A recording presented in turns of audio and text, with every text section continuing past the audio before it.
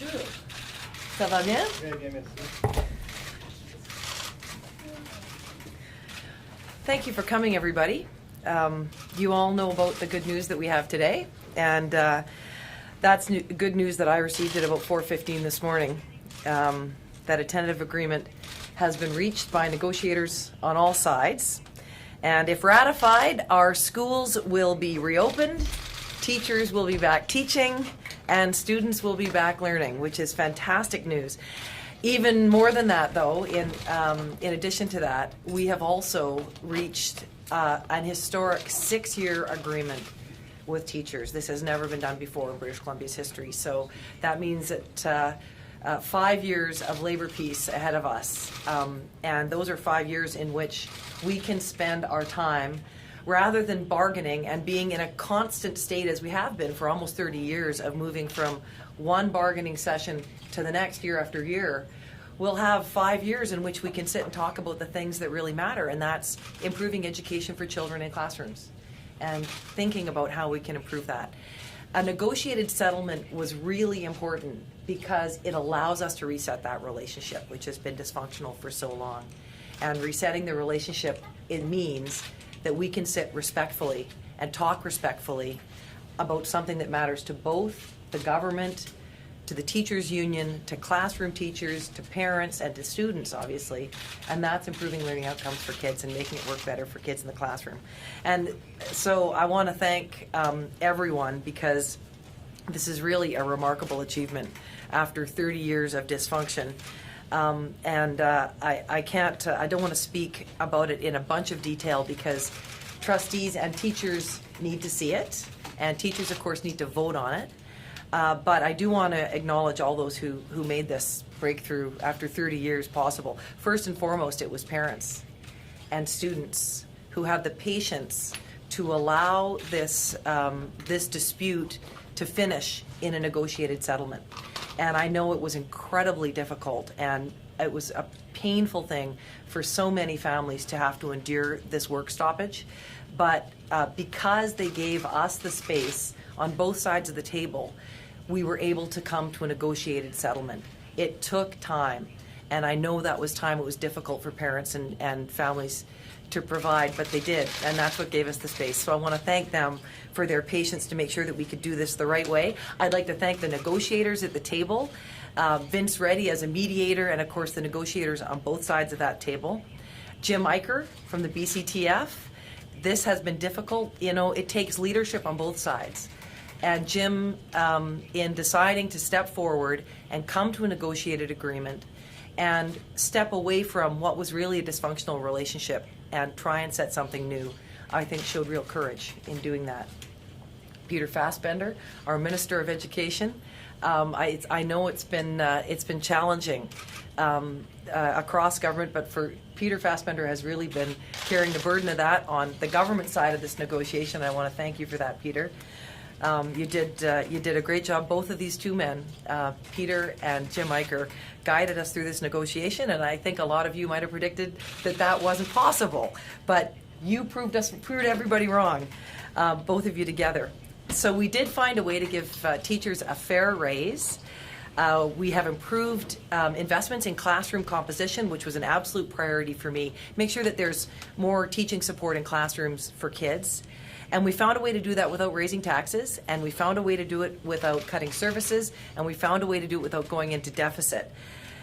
I really do want to just finish by saying I know both sides in this, worked really, really hard to get to an agreement. And I know the reason that everybody worked so hard was because we only have one thing on our minds, all of us, whatever side of the negotiating table that we were on.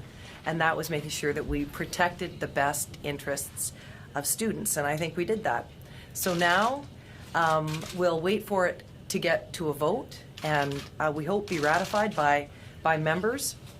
If that's the case, our kids across the province could be back in school as early as Monday, which would be a great relief, I know. So thanks to everybody, all the parents and families out there who stuck with this, and thanks to the negotiators for working so hard and getting us here.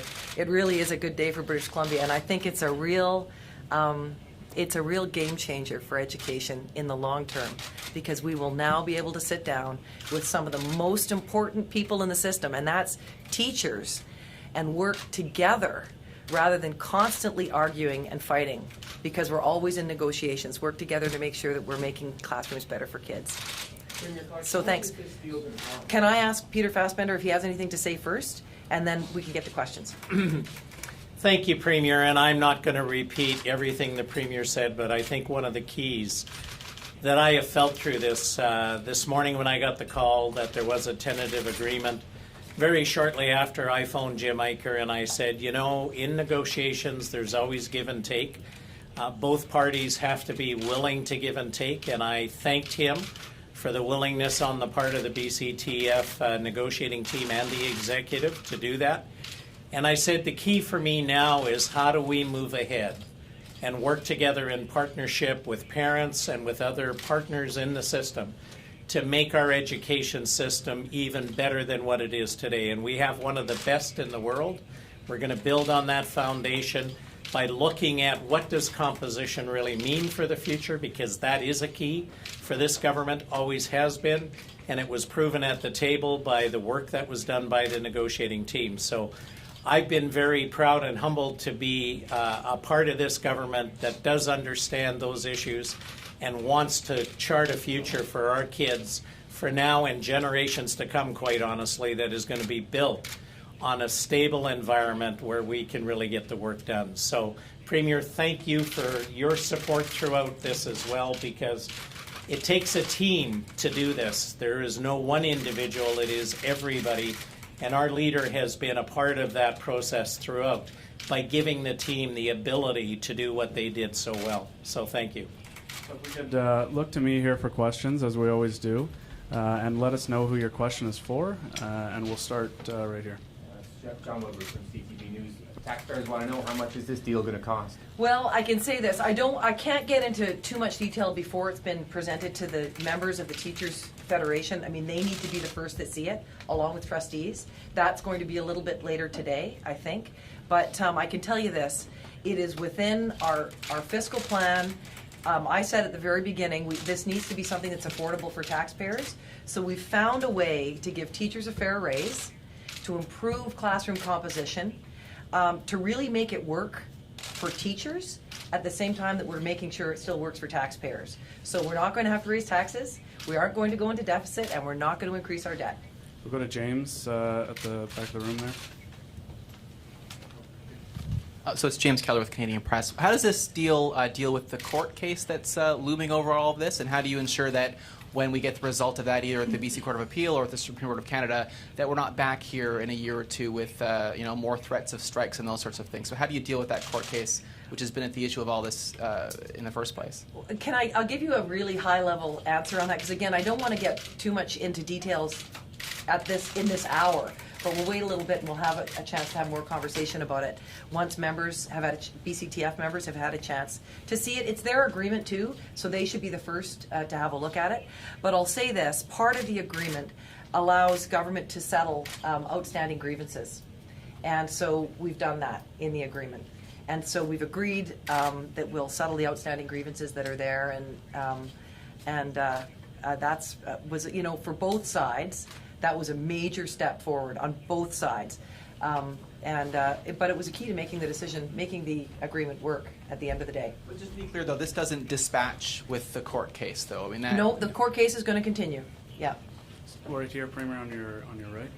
So you say that we don't get into the details right now into what goes to members. When is that actually going to members? Can we get a concrete time? Well, I'm not sending it out. The BCTF is sending it out, but I think they'll be doing that today. So, but back to your point, though, James. Just so you're clear about that, there was a major liability predicted, potential liability to the education system, a financial liability, and we decided that it was worth settling that liability for a smaller number, ultimately, in setting aside those grievances in the context of this agreement. So that's what we did, and that's looking retrospectively looking backward. On the floor here.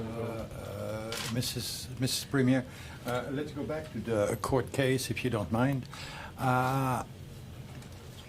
this court case since 2002 have been a major disrupting factor in this dysfunctional relationship that you were talking about. Would the BC government be ready to accept the judgment that will come, or will you go to Supreme Court and we're back at it again to this dysfunctional relationship you were talking about a moment ago? Well, I think it's possible to disagree on some things and continue to have a functional relationship. That's true with other unions in the province as well. Sometimes while we're arguing over things in court, we've continued to talk about the things that are important to us. I can't predict what's going to happen with that, but I'll say we now have the space to talk productively. And boy, I can't remember a time when government's really been able to do that. And that is so important for classroom teachers. And it is so important for students because it means we can sit down and talk about how we're going to transform education. How are we going to modernize it? How are we going to make sure that our kids have every chance they can to compete in the world? How are we going to make classrooms better for teachers to teach in? We don't get enough time to talk about those things when the relationship isn't functional. Now we've opened up the space to do that. Thanks to parents and people in British Columbia living through, I think, what was a difficult time for everybody and giving us the space to do it. We're going to go to Marcella at the back of the room next. Premier, concerns have been raised about who's been pressuring you to finally make the concessions that you had to make in order to get to this deal. Questions about the Chinese consulate putting their foot down and saying, if you don't do this, we're going to be pulling kids out of schools. Was there any pressure, or how much pressure did you feel to get this done from outside sources? None. The pressure that I felt was a pressure from everyone in British Columbia to do the right thing. And that was to get kids back in school. That was the pressure that we all felt. And on both sides of the table, because we needed to get kids back in school as quickly as we possibly could. And we always knew that the purpose of negotiations was to try and find some meeting in the middle, which is what we did. We found a meeting in the middle that respects the need for teachers to get a raise, to improve classroom composition for kids, and at the same time make sure that we're looking after the interests of taxpayers. Why not We'll go- do that sorry, over the we're gonna summer? go to Why not Ted. be closer together? Why not do it over the summer? Well, negotiations happen as they happen. I mean, we can't always predict the ebb and flow of how it's going to work, but this is how we got to an agreement. I'm really glad we did. Ted? Premier, can I ask, so the teachers have got their settlement, the government's happy with its arrangement, but students all across the province are out a couple of weeks of education last spring and 3 weeks this fall. How are you going to make that up? Are you going to extend the school year? How are they ever going to get those 5 weeks back? We're thinking about that now. I'll let our Minister of Education speak to that directly. Very clearly, we've had discussions with superintendents and administrators throughout the province leading up to where we are today. They are working on plans, and we'll be announcing that as soon as the vote is ratified by both the teachers and the trustees. The bottom line is we have guaranteed that every student's educational journey in this school year will be kept whole. And especially true for grade 11 and 12 students. The details will be announced as we move forward. There are plans being put into place right now. So we have time for a couple more questions. We'll go here first. Question for Minister Fassbender. Issue of 1701 forms. The schools say the deadline is supposed to be at September 30th for qualify for funding. Are you going to extend that deadline, or how are you going to address that? Well, we've clearly said on everything, we recognize in a labor dispute lots of things get challenged, including some of the procedures we've had in the past, and we're going to make every accommodation with every school district to make sure that we respect the fact that they've had a lot on their plate. They've been dealing with a lot of pressure as well, so we're going to work with them. We have a great relationship with school districts and school boards, and we want that to continue as well. Question here quickly. Mr. Fassbender, who is going to be funding the teachers' wage increases? Will it be the ministry or will it be school boards? Clearly, we made the commitment at the beginning of this that the increases are within our budget parameters, so it is the provincial government that is funding this particular settlement. And why are you clawing back the 20% strike savings from districts this for September? Well, again, our team in the Ministry of Education is working with all the superintendents on what the real impact to them was. So we have said to them, just because we had a formula under a different set of circumstances, that won't necessarily apply. But again, we're doing that in a cooperative way, so the end result of those discussions hasn't been reached yet, because we just have a tentative agreement, so we know when the end date is probably going to be. So that's all the time we have for right now, guys. Thanks All very right. much. Thanks, everybody. Thank you all. Thank you.